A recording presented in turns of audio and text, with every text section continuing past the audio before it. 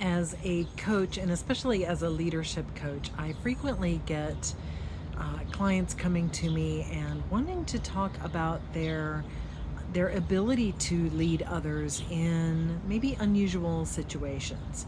So I was talking with one of my clients yesterday who knows that she has opportunities coming where she will be expected to lead, and yet she doesn't know what's going to happen. She doesn't know what she's going to be faced with.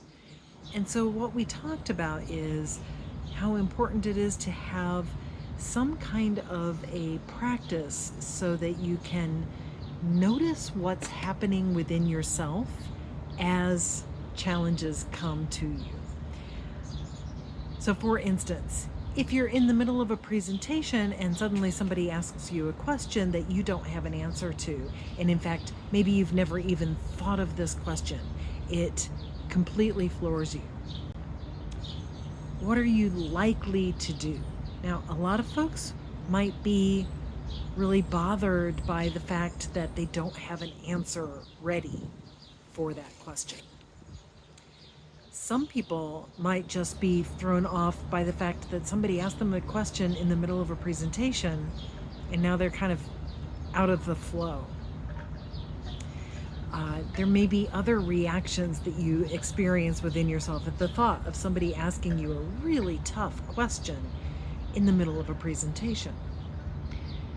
So I encourage leaders to have the ability to nurture and cultivate the ability to notice what's going on, notice those spikes of anxiety as they might come up, practice some self-compassion, some self-acceptance, to breathe into that and to manage their own anxiety so that they don't have to react outwardly in the moment when they're wanting to have a particular effect on their listeners, when they're wanting to address questions but also share a message and make sure that they're being consistent.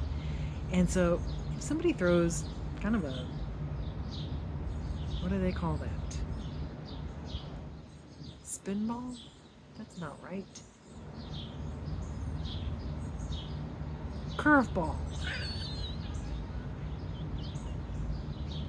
So if somebody throws a curveball at you, you don't want to be thrown off just like I was right then.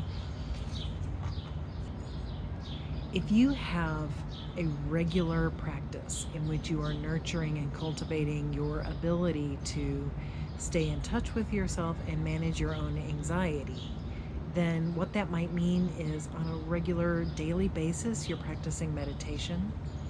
You are practicing in the moment sensory awareness, like listening to the sounds in your environment or tasting your food and your beverages as you're consuming them, feeling the texture, even just in your fingerprints. Those kinds of sensory practices, or just meditation where you notice your thinking and you let it go, those kinds of practices can help you in the moment to manage your anxiety so you don't get kidnapped by this runaway horse of your mind. And if you're able to do that, if you are practicing mindfulness meditation where you're letting go of those runaway thoughts and staying present in the moment, then you're going to be able to handle that curveball and either answer the question the best that you can, accepting that what you know is what you know, or even just saying, I don't know that, let's put it on the parking lot and we'll address it later, or I have no idea, does anybody else have a response? There's all kinds of different ways that you can respond to a curveball.